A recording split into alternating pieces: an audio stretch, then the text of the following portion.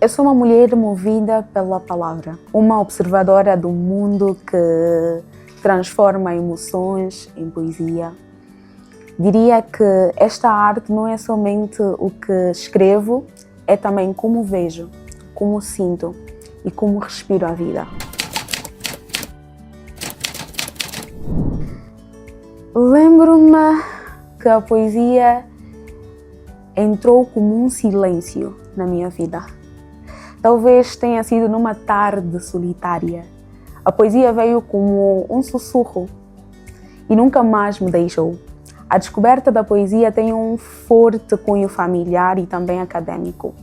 Lembro-me muito bem de ter vários diários na altura, daqueles com cadeados e as respectivas chaves, em que os versos que pautavam era tu és a parte mais partida do meu coração. Então, lembro-me dos versos e rimas que praticava e que na altura era sem compromisso. Essas ações foram fomentadas pelo seio familiar, digo, meu pai com as agendas, a minha mãe com os seus cadernos de anotações, enfim. E a forma acadêmica, diria que foi possível neste contexto aprofundar porque os meus professores de língua portuguesa eram os melhores, não é? Além de ensinar, eles também acabaram por me inspirar. Os trabalhos em grupos, na altura, em volta dos gêneros literários, eram um grande exercício. Estamos a falar da 7ª, 8ª e 9ª classe há muito tempo.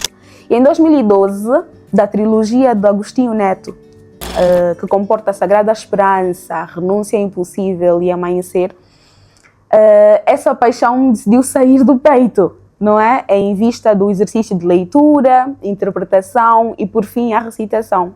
E para este terceiro ponto, tive uma ajuda extra de uma poetisa que muito aprecio, sendo Amélia da Lomba. Minha gratidão profunda. Desde 2012 a 2014, ou digo, 2012 a 2014, a dinâmica de estudo dos diferentes géneros continuou e marcou-me sempre o género lírico. Mais do que a escrita, não é? Criei um forte, e mais do que a escrita, criei um forte vínculo com a recitação ou a arte de declamação. Em 2015, comecei a minha busca de lugares e pessoas que praticassem tal coisa. E diante das diferentes dinâmicas apresentadas, vistas, simplesmente deixei-me fascinar e decidi, desde então, o meu jeito de recitar, passando a apresentar-me publicamente como poetisa. Eu diria que a poesia entrou na minha vida como uma necessidade de expressar o que não cabia em palavras comuns. Acabou por ser mais do que um refúgio, uma autêntica revelação. De tudo que está à minha volta, o que mais me inspira é escrever. Tudo que pulsa, na verdade. As dores e belezas do cotidiano, a escuta do outro, a minha própria inquietação, completamente tudo que é capaz de resgatar a minha atenção para compor um poema. Eu consideraria ter um ritual de escrita e o mesmo teria como base o silêncio. Eu gosto do silêncio. Gosto de incensos, gosto de escrever à mão primeiro e depois passar no digital e preciso de um ambiente onde eu possa escutar a mim mesma. Os meus poemas às vezes nascem como um grito, outras vezes como um suspiro. Os meus poemas vêm da vida, da dor, do amor, da injustiça, do olhar de um estranho às vezes. Realizar o meu primeiro recital intimista foi como despir-me diante do mundo, o medo e a coragem no mesmo palco. Mas também foi o momento em que entendi que a minha voz podia tocar outras almas. Entre o primeiro e o segundo recital, eu vi-me ganhar maturidade. A minha forma de recitar ganhou corpo Já não era só sobre mim, era sobre nós. Foi ali que eu percebi que a poesia também pode e sem dúvida ser um abrigo. Doce poema nas mãos de um analfabeto, mal lido como era objetivo, entidade fictícia mal interpretada, alma de um eu lírico mal falado. Lembro-me que dos recitais realizados, um deles marcou-me muito. E eu poderia mencionar o primeiro. Houve um momento especial em que o silêncio após o poema disse tudo. Não houve aplauso imediato, apenas as emoções suspensas. Ali percebi que a poesia fez moradia. As pessoas estavam insólitas, sem saber se era ou não o momento de aplaudir. E depois de eu agradecer, fez-se luz para todos os que estavam presentes e aplaudiram. Recebi aquele silêncio como demonstração de respeito à poesia. Diante das experiências que eu tive, eu acredito que um recital precisa de apostar na presença, verdade e escuta para poder engajar ou envolver o público. Eu acredito que é preciso saber tocar o invisível de quem está a ouvir, apostar em entregas autênticas, curadoria sensível de textos, cenários e ambiente envolvente e marca de quem vai declamar. Porque isso é que acaba por tornar um momento memorável. O processo que eu levo para transformar a escrita em um espetáculo ao vivo baseia-se em reler em voz alta o texto, escuto a melodia das palavras, consigo e procuro ajustar os ritmos, os silêncios, principalmente a respiração. Por fim, eu penso e projeto com todo o meu corpo. Sim.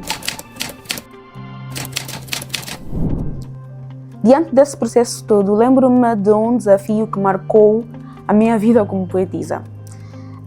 Citaria um específico, sendo a falta de um mercado artístico voltado aos poetas, onde os mesmos sejam devidamente valorizados artística e remuneratoriamente. Pois, tal como as outras artes, a poesia constitui-se numa indústria produtiva. Assim sendo, o maior desafio está voltado à promoção da criação deste mercado e à valorização de um poeta. As redes sociais têm impactado o meu trabalho de forma positiva. Acabaram por criar uma aproximação da minha parte para um público que talvez nunca teria acesso à minha poesia. Tornaram a palavra urgente e acessível. Em função disso, a poesia ganhou voz, rosto e partilha, permitindo a sã convivência entre as páginas dos livros e as páginas digitais. Tanto que podem encontrar-me nas redes sociais, onde partilho vídeos, textos e reflexões, e também em poemários.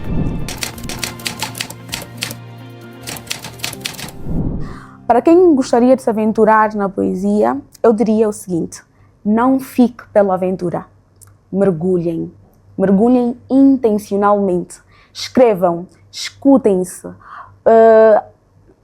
percebam que a poesia é casa para todas as vozes, desde que sejam autênticas e poeticamente sinceras.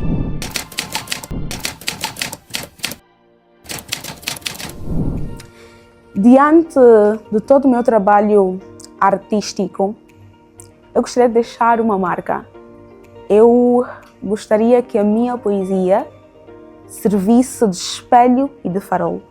Que quem ouvir possa sentir visto, tocado e, acima de tudo, transformado. Como poetisa, à vossa luz, eu prevejo continuar a caminhar entre palavras. Um novo livro, talvez, ou um novo palco e maior, ou simplesmente um silêncio novo onde a poesia habitará permanentemente. Se eu fosse um poema, o título mais absurdo que eu teria seria Café Frio.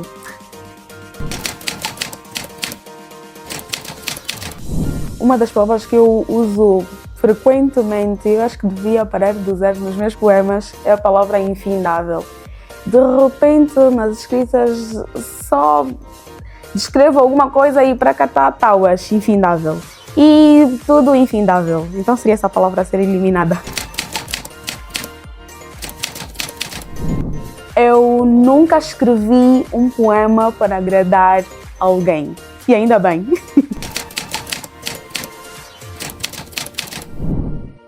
Uma rima ridícula inventada consta no poema Visita Guiada. Foi a que... mesmo ridícula. E eu quase que esforcei. Diz, vais emendar o pensamento, lidar com o meu tormento, aguentar o meu chulé nojento e controlar o meu eu ciumento. Então acho que é a rima mais ridícula que eu tenho num dos meus escritos. Se um poema fosse virar comida, eu acho que seria um mofete metafísico.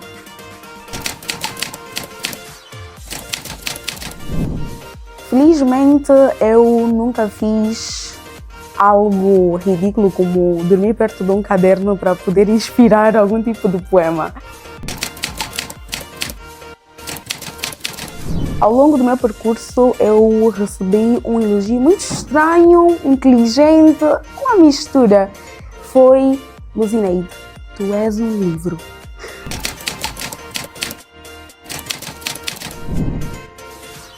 Se eu tivesse de criar um reality show poético, eu atribuiria o nome de Mercado Poético.